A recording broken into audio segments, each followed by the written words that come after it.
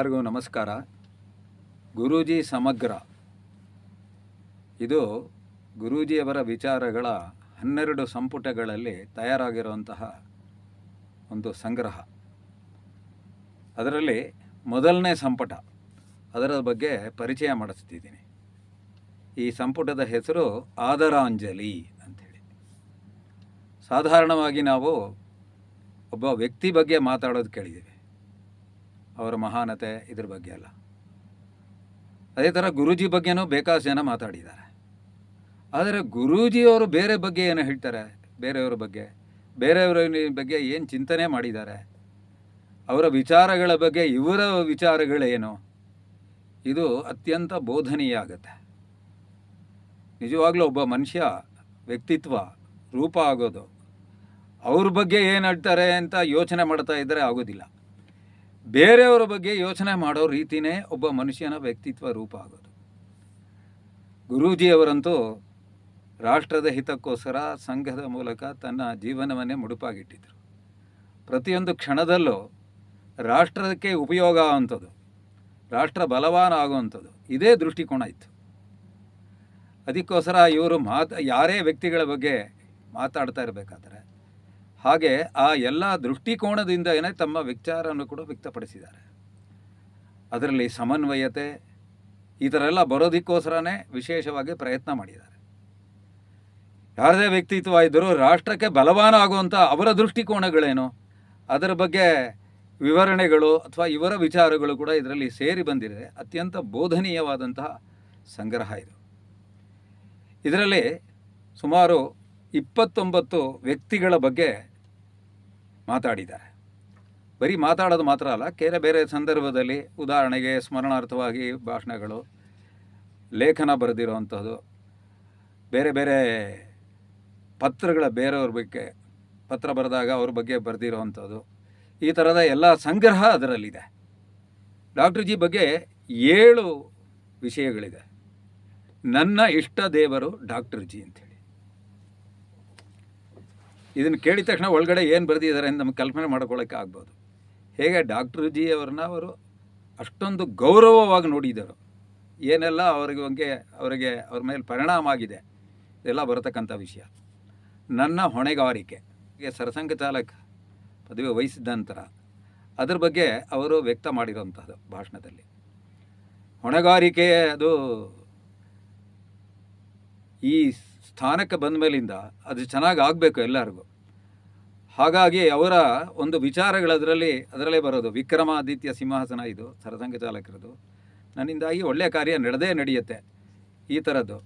ಮತ್ತು ಅದರಲ್ಲಿ ಬಹಳ ವಿಷಯಗಳು ಹೇಳಿದ್ದಾರೆ. ಅಜಾತ ಶತ್ರು ಡಾಕ್ಟರ್ ಜಿಯವರು, ಹೇಗೆ ಅವರಿಗೆ ಶತ್ರುನೇ ಇರಲಿಲ್ಲ, ಯಾರ ಹತ್ರ ಬೇಕಾದ್ರೂ ಮಾತಾಡಿ ತೊಗೊಂಬರೋವಂಥ ವ್ಯಕ್ತಿತ್ವ ಅವ್ರದ್ದಿತ್ತು. ಏನದು ವ್ಯಕ್ತಿತ್ವ, ಇದು ಓದ್ರೇ ಗೊತ್ತಾಗೋದು. ಸಂಘ ಸೌಧದ ನಿರ್ಮಾಪಕ, ಸಂಘವನ್ನು ಕಟ್ಟಿ ಬೆಳೆಸಿದ್ದು. ಇದಕ್ಕೋಸ್ಕರ ಅವರ ಯೋಚನೆ ಹೇಗಿತ್ತು, ಚಿಂತನೆ, ಗುರೂಜಿಯವರು ಅದರ ಬಗ್ಗೆ ಏನೆಲ್ಲ ಅರ್ಥಕೊಂಡಿದ್ರು, ಇದನ್ನು ಬಹಳ ಅದ್ಭುತವಾಗಿ ತಿಳಿಸಿದ್ದಾರೆ. ಅದನ್ನು ಯುಗ ಪ್ರವರ್ತಕ, ಡಾಕ್ಟರ್ ಜಿನ ಯುಗ ಪ್ರವರ್ತಕ ಅಂತ ಹೊಸ ಒಂದು ಯುಗವನ್ನೇ ಶುರು ಮಾಡ್ದಂಗೆ ಅವ್ರದ್ದಾಗಿತ್ತು ಅಂತ. ಅದು ಹೇಗೆ, ಪ್ರೇರಣೆಯ ಚಿರಂತನ ಸ್ರೋತ. ಡಾಕ್ಟರ್ ಜಿ ಯಾವಾಗಲೂ ನಿರಂತರವಾಗಿ ಪ್ರೇರಣೆ ಕೊಡುವಂಥದ್ದು. ಆ ವ್ಯಕ್ತಿತ್ವ ಏನು? ನಮ್ಮ ಆದರ್ಶ ಡಾಕ್ಟರ್ ಹೆಡ್ಗೇವಾರ್, ನಮಗೆ ಆದರ್ಶ ಅವರು ಅಂಥೇಳಿ. ಅವರು ಮಾತಾಡೋದಿರ್ಬೋದು, ಬೇರೆಯವರ ಜೊತೆ ಗಮನ ಕೊಡುವಂಥ ವಿಷಯಗಳು, ಈ ಥರ ಸೂಕ್ಷ್ಮ ವಿಷಯಗಳೆಲ್ಲ ಇದರಲ್ಲಿ ಬಂದಿದೆ. ಡಾಕ್ಟರ್ ಜಿ ಬಗ್ಗೆ ನಾವೆಲ್ಲ ಓದಿರ್ಬೋದು, ಆದರೆ ಗುರೂಜಿಯವರ ದೃಷ್ಟಿಕೋನದಲ್ಲಿ ಡಾಕ್ಟರ್ ಜಿ ಇದನ್ನು ಏನು ಹೇಳಿದ್ದಾರೆ, ಅತ್ಯಂತ ನಮಗೆಲ್ಲರಿಗೂ ನಾವು ಯಾವ ಥರ ದೃಷ್ಟಿ ನೋಡಿದರೆ ಅದರಲ್ಲಿ ಈ ದೃಷ್ಟಿಯಿಂದ ನಮಗೆ ಲಾಭ ಆಗುತ್ತೆ, ಅದು ಮಾರ್ಗದರ್ಶಕ. ವಿವೇಕಾನಂದರ ಬಗ್ಗೆ, ಮಹಾವಿಭೂತಿ ಸ್ವಾಮಿ ವಿವೇಕಾನಂದ, ಇದು ಮೊದಲನೇದು. ಸತ್ಯ ಶಕ್ತಿಯ ಕಾರಂಜಿ ಸ್ವಾಮಿ ವಿವೇಕಾನಂದ, ಜಗದ್ಗುರು ವಿವೇಕಾನಂದ, ಯೋಗಾಚಾರ್ಯ ವಿವೇಕಾನಂದ, ಶ್ರೀರಾಮಕೃಷ್ಣ ವಿವೇಕಾನಂದರ ಕೊಡುಗೆ, ಈ ಥರ ಬರೆದಿದ್ದಾರೆ. ಇದರಲ್ಲಿ ವಿವೇಕಾನಂದರು ಕೊಡುಗೆ ಹೇಗೆ ಅವರು ಜಗತ್ತಿಗೆ ನಮ್ಮ ದೇಶದ ಧರ್ಮದ ಪರಿಚಯ ಮಾಡಿಸಿದರು, ಇದರ ಬಗ್ಗೆ ಅವರ ವಿಚಾರಗಳನ್ನು ವ್ಯಕ್ತಪಡಿಸಿದ್ದಾರೆ. ಅದರಲ್ಲಿ ಅರವಿಂದರ ಬಗ್ಗೆ ಒಂದು 3 ಇದೆ. ಭಾರತೀಯತೆಯ ಮಾರ್ಗದರ್ಶಕ ಮಹರ್ಷಿ ಅರವಿಂದ, ಮಂತ್ರದ್ರಷ್ಟಾರ ಅರವಿಂದ, ಸನಾತನ ರಾಷ್ಟ್ರ ಜೀವನದ ಮಾರ್ಗದರ್ಶಕ ಶ್ರೀ ಅರವಿಂದರು. ಥರ 3 ಇದೆ.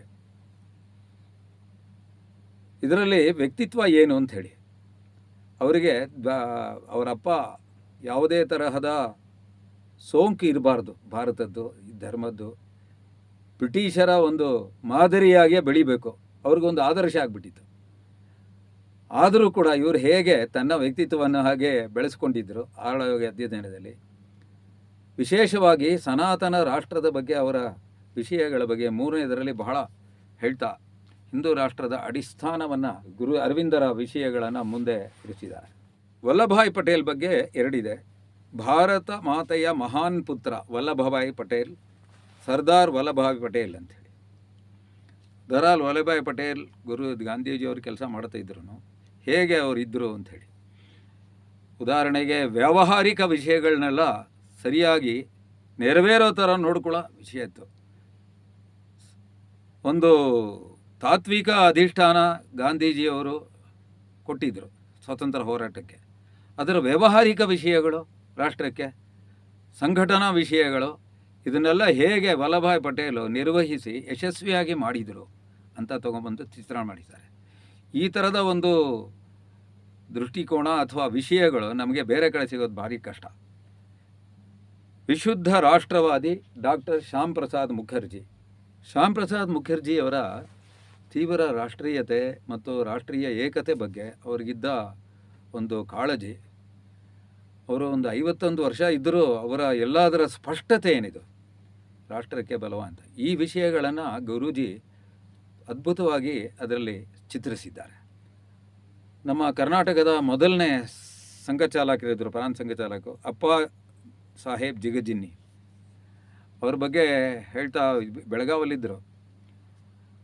ಅವರು ತನಗೆ ಏನು ಕಷ್ಟ ಬಂದರೂ ಅದನ್ನು ಯಾವುದೇ ರೀತಿಯಲ್ಲಿ ಅದರ ಬಗ್ಗೆ ಕಾಳಜಿ ಮಾಡದೆ ಸ್ವಯಂ ಸೇವಕರಿಗೆ ತುಂಬ ವಿಶ್ವಾಸದಿಂದ ಇರಬೇಕು, ಹೇಗಿತ್ತು ಅವರ ಜೀವನ ಅಂಥೇಳಿ.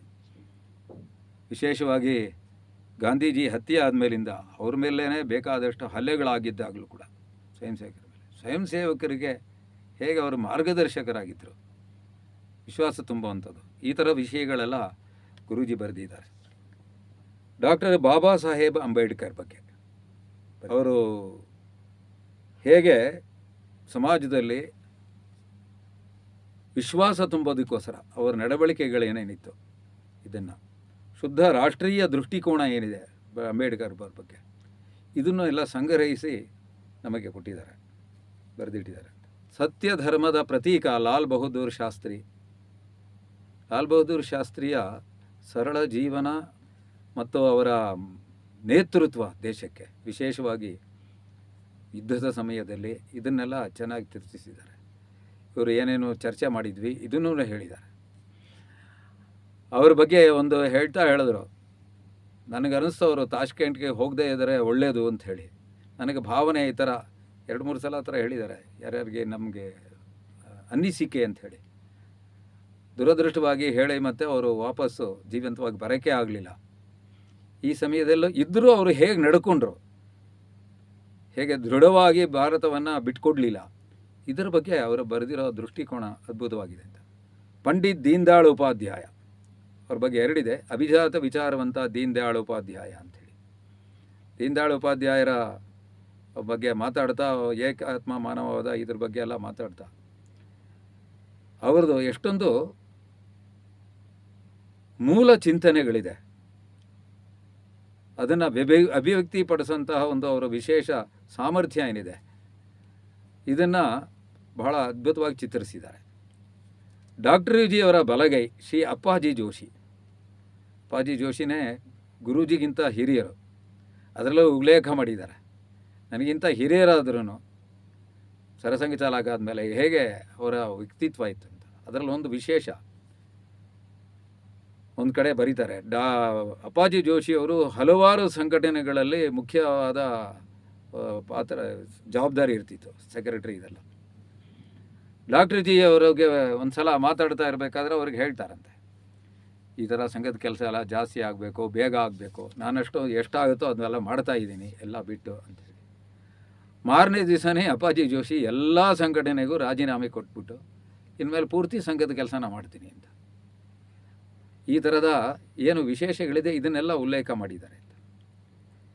ಪ್ರಾತಸ್ಮರಣೀಯ ಮಹಾತ್ಮ ಗಾಂಧಿ ಒಂದು ಅವರಿಗೆ ಶ್ರದ್ಧಾಂಜಲಿ ಥರ ಅವ್ರ ಬಗ್ಗೆ ಇನ್ನೊಂದು ವಿವರವಾಗಿ ಮಹಾತ್ಮ ಗಾಂಧಿ ಒಬ್ಬ ವಿಭೂತಿ ಪುರುಷ ಅಂಥೇಳಿ ಇದರಲ್ಲಿ ಮಾಡ್ತಾ ಹೋದಾಗ ಗಾಂಧೀಜಿಯವ್ರ ಬಗ್ಗೆ ಗಾಂಧೀಜಿಯವರ ಬಗ್ಗೆ ಹಲವು ವಿಷಯಗಳು ನಮಗೆ ಅವರ ನಿರ್ಧಾರಗಳ ಬಗ್ಗೆ ಇರ್ಬೋದು. ಆದರೆ ಗಾಂಧೀಜಿಯವರ ಅಗಣಿತ ಶ್ರೇಷ್ಠ ಗುಣ, ಹಿಂದೂ ಧರ್ಮದ ಬಗ್ಗೆ ಮಹಾಶ್ರದ್ಧೆ, ಗೋ ಸಂರಕ್ಷಕ, ಮತಾಂತರ ವಿರೋಧಿ, ಇದೆಲ್ಲನೂ ವಿಷಯಗಳನ್ನು ಅದರಲ್ಲಿ ಉಲ್ಲೇಖ ಮಾಡಿದ್ದಾರೆ. ಗಾಂಧೀಜಿಯವರ ಬಗ್ಗೆ ಹೇಳ್ತಾ ಹೋಗಬೇಕಾದರೆ ನಾವು ಯಾವ ಥರ ದೃಷ್ಟಿಕೋನದಿಂದ ಗಾಂಧೀಜಿ ನೋಡಬೇಕು ಅನ್ನೋದಕ್ಕೆ ಸ್ಪಷ್ಟತೆ ಬರುತ್ತೆ ಅದರಲ್ಲಿ ಅಂತ. ಗೋಭಕ್ತ ಶ್ರೀ ಚೌಂಡೇ ಮಹಾರಾಜ್ ಅಂಥೇಳಿ ಗೋನ ಕಾಪಾಡೋದಕ್ಕೋಸ್ಕರ ವಿಶೇಷವಾಗಿ ಪ್ರಯತ್ನ ಮಾಡಿದವರು. ಇದರ ವಿಶೇಷ ಏನು ಅಂತಂದರೆ ಗುರೂಜಿಯವರು ಈ ಗೋ ವಿಷಯಗಳ ಕಾಪಾಡೋದು, ಗೋ ವಂಶದ ಬಗ್ಗೆ ನಮ್ಮ ದೃಷ್ಟಿಕೋನ ಏನಿರಬೇಕು ಅದರದ್ದು ವಿಷಯನೂ ಅವ್ರು ಬರೆದಿದ್ದಾರೆ. ಅದರಲ್ಲಿ ಇತ್ತೀಚೆಗೆ ನಾವು ಹೇಳ್ತಿರೋ ಥರ ಹೇಗೆ ಆರ್ಥಿಕವಾಗಿ ಲಾಭ ಆಗುವಂಥದ್ದು ಇದೆ ಅನ್ನೋದನ್ನು ಅವಾಗಲೇ ಸ್ಪಷ್ಟವಾಗಿ ಗೊಬ್ಬರದಿಂದ ಏನೇನು ಮಾಡ್ಬೋದು ಮೂತ್ರದ್ದು ಇದನ್ನು ಕೂಡ ವಿಶೇಷವಾಗಿ ಹೇಳಿದ್ದಾರೆ. ಹೇಗೆ ಭಾವನೆ ಜೊತೆಗೆ ವ್ಯಾವಹಾರಿಕದ್ದು ಲಾಭ ಏನಿದೆ ಅನ್ನೋದನ್ನು ಅದ್ರ ಜೊತೆಗೆ ಸೇರಿ ಅವರು ಬರೆದಿದ್ದಾರೆ.